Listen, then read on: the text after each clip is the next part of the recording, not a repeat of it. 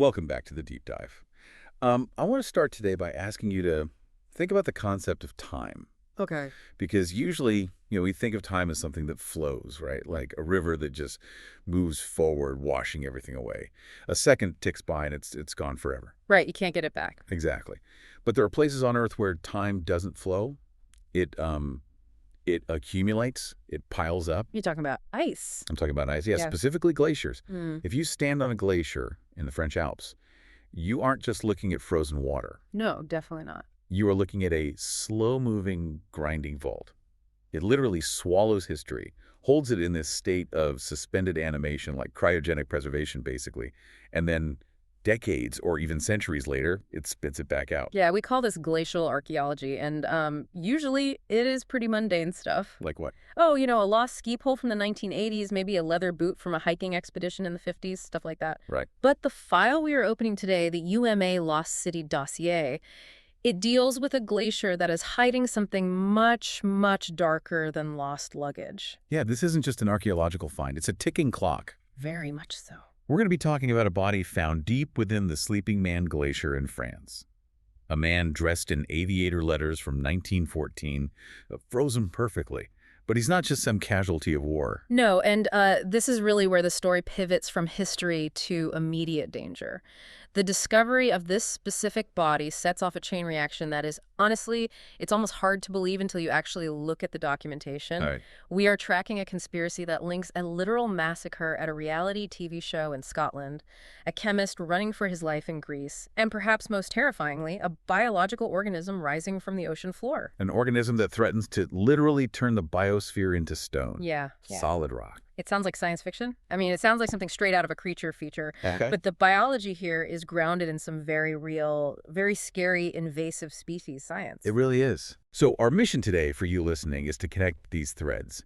We need to figure out how a French aviator from World War I, a flooded mine tunnel, and a mutant seaweed all tie back to a shadowy family dynasty known as the Merchants of Death. It's a dense file.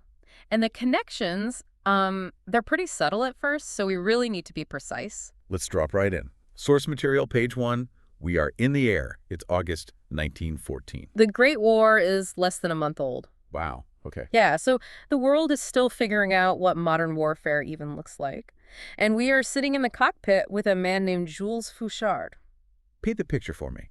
Because when I think of 1914 aviation, my mind goes to, I don't know, Snoopy and the Red Baron. Sorry. But that's later the war. What is Fauchard actually flying? I assume this isn't exactly Top Gun. Oh, far from it. It's barely controlled falling. Barely controlled falling. Pretty much. Fauchard is flying a Marine Saulnier N. In the documents, it's nicknamed a deadly gnat. A gnat. Because it's annoying. Because it's small, it's fast, and it's buzzing. But also because it's highly dangerous to the pilot. Oh, gotcha. It's a monoplane, meaning it just has a single wing. Now, in 1914, almost everyone else was flying biplanes, right? Two wings stacked on top of each other. Right, the classic look. Yeah. Biplanes were sturdy, they had a lot of lift. A monoplane, though, was cutting-edge tech. It was streamlined, it was incredibly fast, but it was notoriously unstable. You didn't really fly the Marine Saulnier N, you wrestled it. Mm-hmm. So he's in this hot rod that actively wants to kill him. And Fauchard isn't a soldier, right? He's a civilian. He's an industrialist, one of the wealthiest men in Europe, actually. But here, he's totally alone, freezing to death at 12,000 feet over the French Alps. 12,000 feet in an open cockpit. Yeah. He's drinking high-octane schnapps just to keep his circulation going because the temperature up there is brutally cold. And he has a single thought looping in his mind, like a mantra. Fail and millions die. Fail and millions die. That's a heavy payload. Yeah. And speaking of payloads, he's carrying some very specific items with him. A strongbox and a very peculiar helmet. Yeah, the helmet is the first real clue that something is wrong with the timeline here. How so? Well, he puts it on during the flight. It's described in the dossier as having a visor shaped like a human face. It has a mustache, a hooked raptor's nose. It looks completely medieval. Like a knight. Like something a knight would wear in the year 1500, not a pilot in 1914. Why on earth would he wear medieval armor in an airplane? Protection, partly. But it also suggests a lineage, a deep connection to the past. However, he's about to need it for very modern reasons. Because he's not alone up there. He gets jumped. 6 German aviatic biplanes drop out of the clouds on him. And this is where we see that Fauchard isn't just some rich guy in a fancy plane. He's a brilliant inventor. The dogfight described in the file is so intense, but there's a technical detail I really want to drill down on. The text mentions a synchronizing mechanism. For the non-aviation geeks listening, why is that such a big deal in 1914?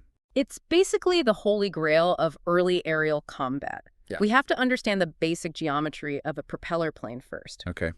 The engine is in the front. The propeller is spinning right in front of the pilot's face. Right. If you mount a machine gun in front of the pilot so he can easily aim the plane at the enemy, you immediately have a major problem. You're going to shoot your own propeller off. Exactly. You'll just saw right through your own wood and crash. So most pilots in 1914 had to fly at an awkward angle while a passenger shot a rifle out the side. Or they mounted guns way up on the top wing, which was super hard to aim and reload while flying.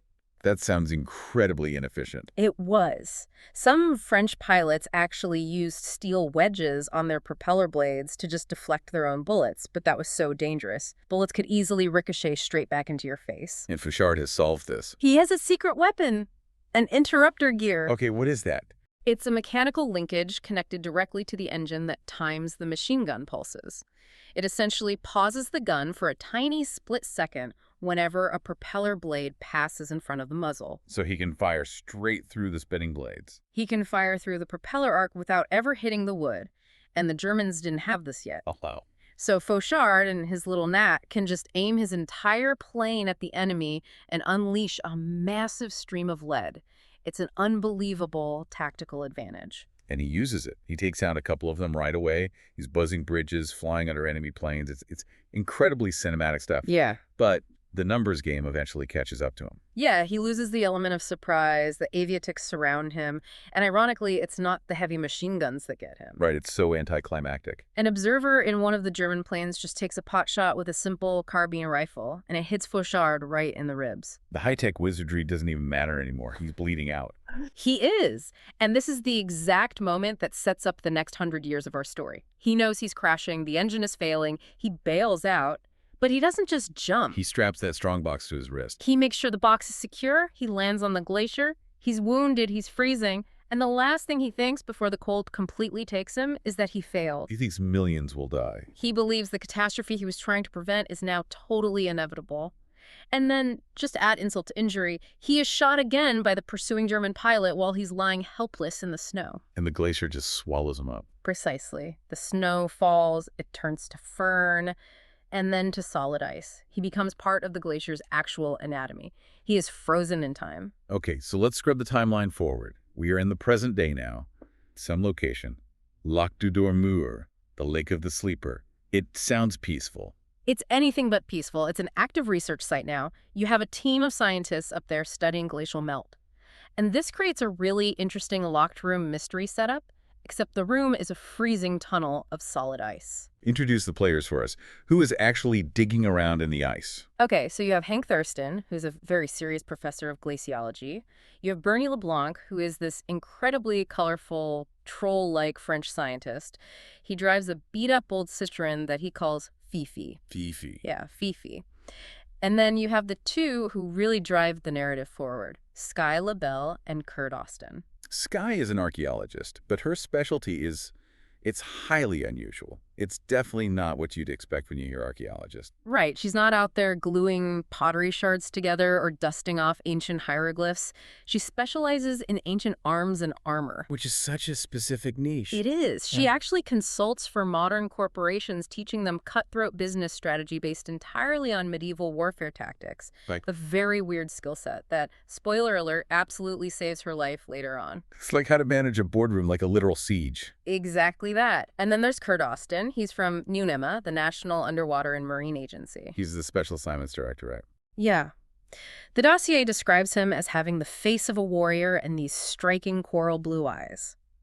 He's originally just there to test a new submersible in the glacial lake, but he gets pulled into the land-based discovery because the scientists find something deep in the tunnel. And this is a tunnel that goes under the glacier. Right. They are 800 feet underground, boring up into the ice from below to study the friction layer between the ice and the bedrock. They melt back a wall of ice, and there he is. Jules Fauchard. Jules Fauchard. And he's not a skeleton. He's a man.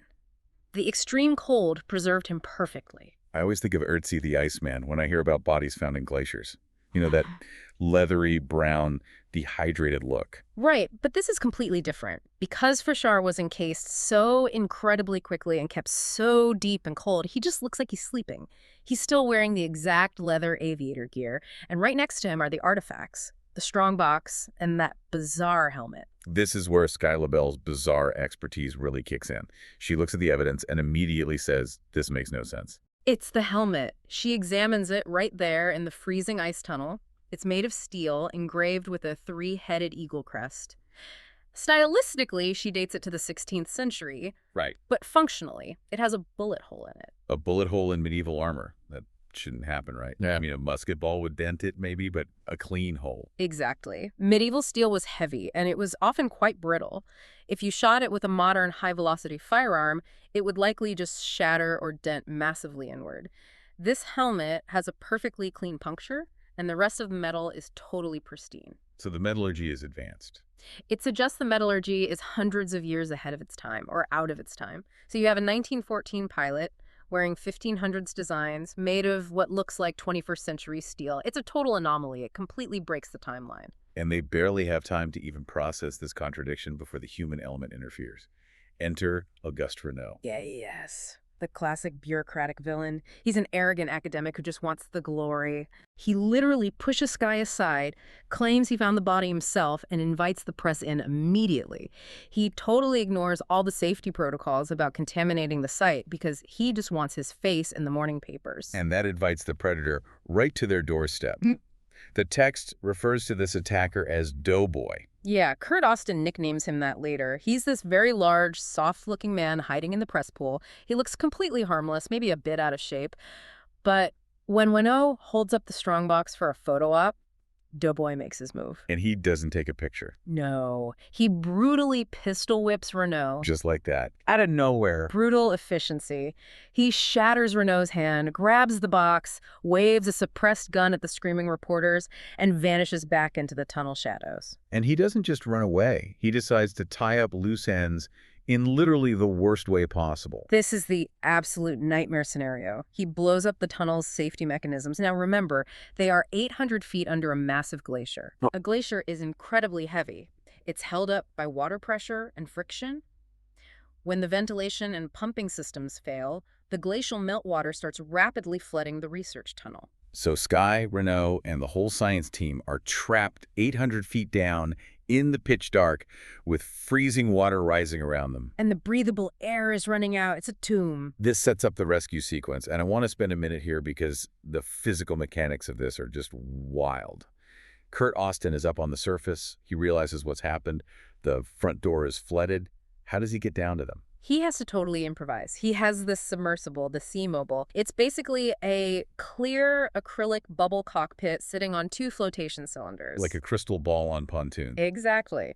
It's designed for shallow water, coral reefs, open ocean visibility. It is absolutely not designed for navigating a jagged, flooded mine shaft. No.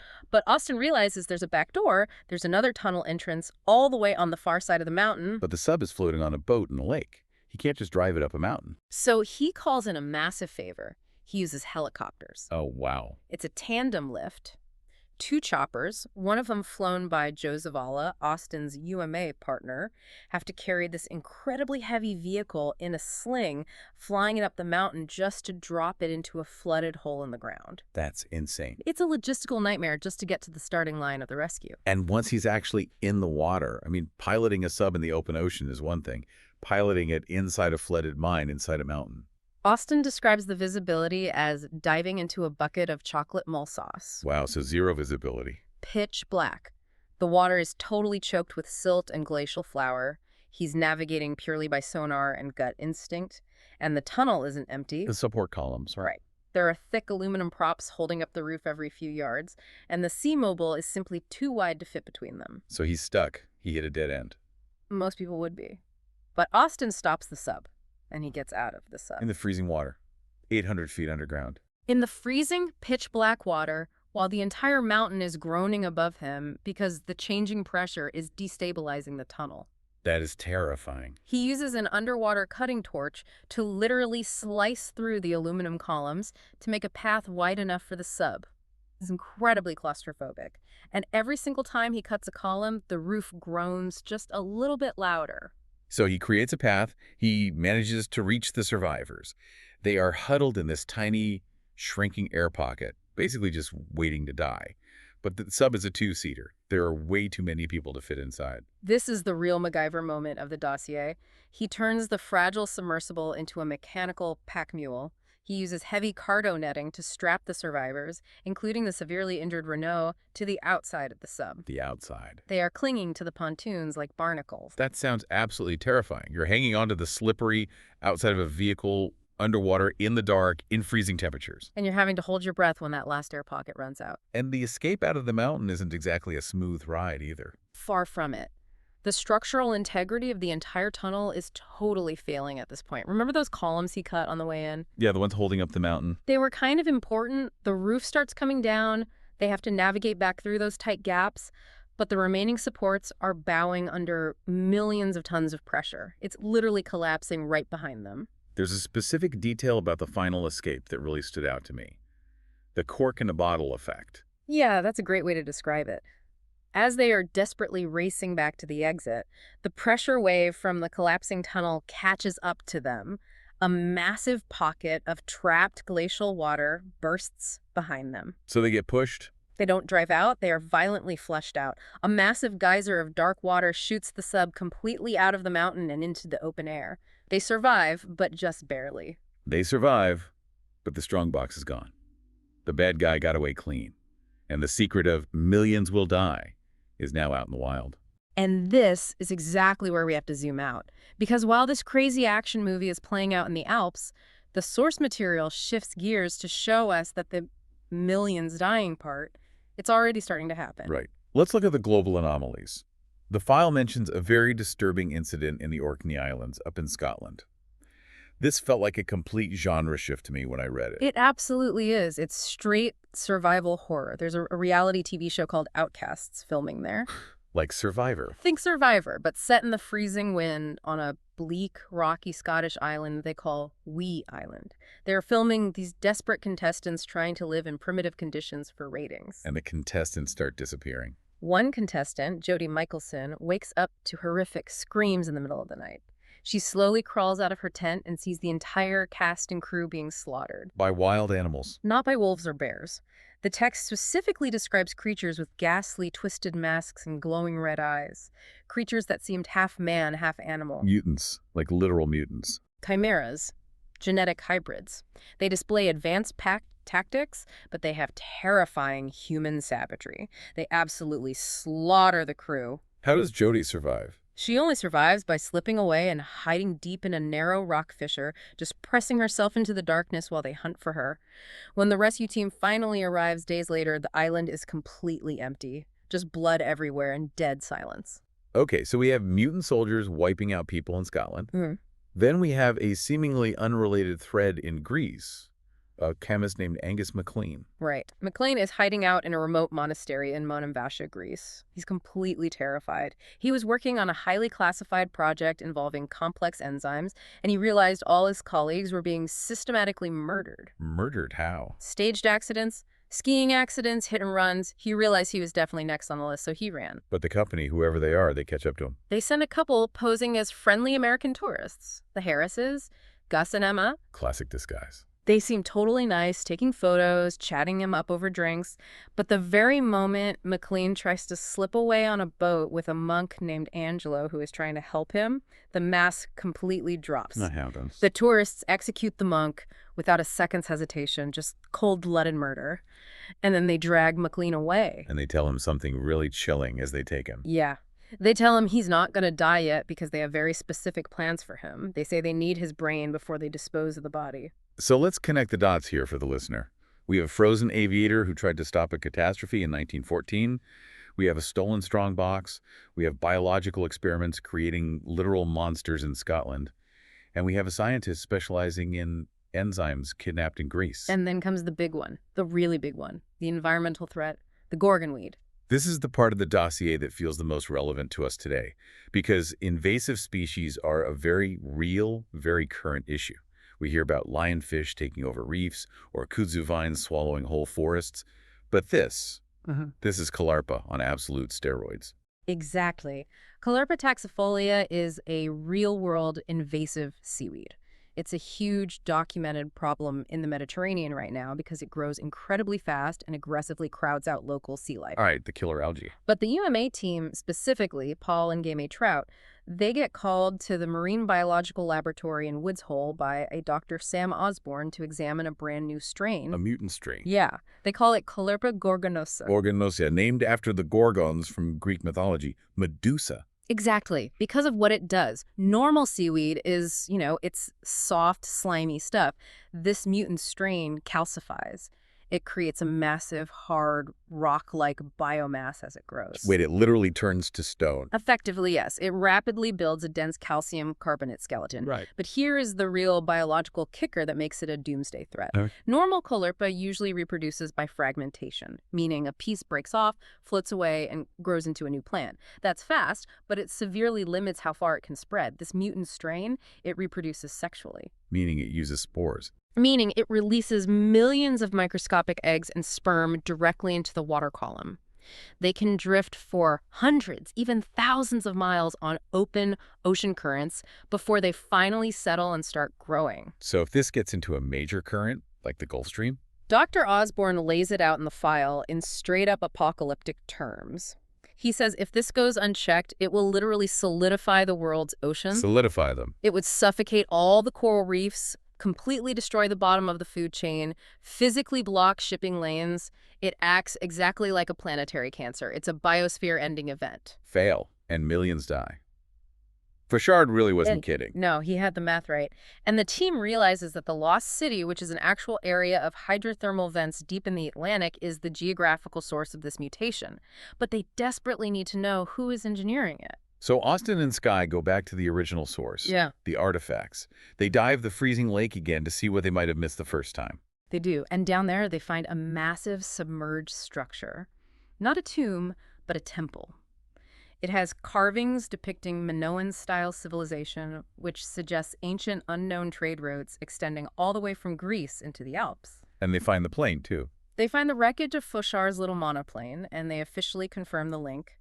The tail of the plane has the exact same crest as the helmet, the three-headed eagle. Which Skye then takes to a friend in Paris, an antique dealer named Charles Darnay. And Darnay drops two absolute bombshells on them. First, about the metal of the helmet. The star metal. Right, meteorite iron. Yes. This perfectly explains the bullet hole anomaly. Meteoritic iron contains a naturally high concentration of nickel. When it's forged using very specific ancient techniques, it can become incredibly hard, honestly harder than a lot of modern steel, but it also has totally different properties. It's lighter. And it doesn't rust the same way. It's a priceless, legendary material. But the second bombshell Darnay drops is about the symbol itself. Yeah. The three-headed eagle. What does it actually mean? Darnay interprets the crest as e pluribus unum, out of many, one, but a much darker version of it. How so? It represents a deeply uneasy alliance of three distinct powers or families, groups that genuinely hate each other and are pulling in different directions, but they know they must work together to dominate. And the eagle is depicted clutching weapons. It's undeniably a crest of war. And while they are safely in Paris analyzing this ancient symbolism, the violence follows them. The doughboy killer tracks them down. He visits the academic Renaud first. Renaud, cowardly trying to save his own skin, completely betrays Skye. He just hands over her home address. And Doughboy lets him live. Oh, Doughboy thanks him by shooting him point blank with a silenced .22. Wow. Truly no honor among thieves. None at all. Then Doughboy heads straight to Skye's apartment. He violently trashes it, searching for the helmet or any information. Austin arrives just in the nick of time. He spots cigarette butts left in the bathtub and immediately realizes the killer was waiting in ambush for her. So they realize Darnay is the obvious next target because Skye left the helmet at his shop for study. They rush over to the antique shop. And we walk into a scene straight out of a medieval nightmare. Set the scene. Darnay is tightly bound. Doughboy is standing over him, holding a massive, heavy broadsword, preparing to literally execute the antique dealer. And Kurt Austin, who, critically, doesn't have a gun on him, has to improvise yet again. He grabs the only weapon available on the wall. A polearm. Specifically, a weapon called a Fauchard. Wait, the weapon is called a Fauchard, like the dead pilot's family name. It's a delicious piece of irony in the file. A Fauchard is a real historical polearm. It's a long shaft with a curved blade on the end and usually a sharp hook or spike on the back. What was it used for? It was heavily used in the Middle Ages to hook knights and pull them violently off their horses or to punch right through gaps in armor. So Austin walks into a gunfight, well, a sword fight, with basically a glorified spear. It's a brilliantly described combat sequence because it perfectly pits reach against raw power. Austin uses the long length of the polearm to try to keep the broadsword away from him. He's jabbing, he's hooking. It's not elegant cinematic fencing. It's desperate, sweaty survival. He's just trying to keep a huge man with a giant razor blade at bay. But he eventually gets disarmed. Doughboy is just too strong. He violently knocks the polearm away. But Austin uses a headbutt, pure brute street fighting force to stun the bigger man. And then Skye finally steps up. She doesn't just watch from the sideline. Not at all. She grabs a heavy crossbow right off the display wall. She doesn't hesitate for a second. She shoots the killer squarely in the shoulder. A crossbow bolt to the shoulder. That'll do it. It drives him off. He runs. They survive the encounter. And in the immediate aftermath of this chaos, they receive an invitation. An invitation from the bad guys. An incredibly formal invitation from the Fauchard family themselves, the direct descendants of the frozen aviator, the people known globally as the Merchants of Death. Let's talk about this family for a minute, because they aren't just rich. They are a massive dynasty. They live in an actual feudal chateau in the French countryside, complete with a moat, guard towers, and a massive private army of heavily armed ex-Foreign Legion mercenaries. We meet the current head of the family, Madame Racine Fauchard, and her son, Émile. Émile seems like a real piece of work. He's described as having the handsome face of a movie star, but the cold, dead eyes of a cobra.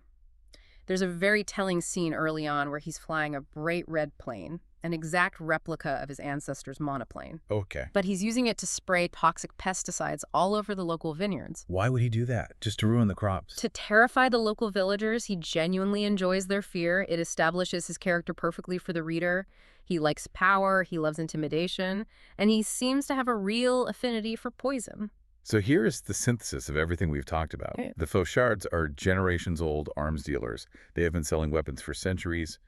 Jules Fauchard, the man frozen in the ice, actively tried to break that cycle in 1914. Yeah. He stole the strongbox, which we have to assume contained the foundational formula for the mutant weed, or maybe the enzymes, to keep it far away from his own family. He tried to be the hero, fail, and millions die. He knew exactly what his family was capable of.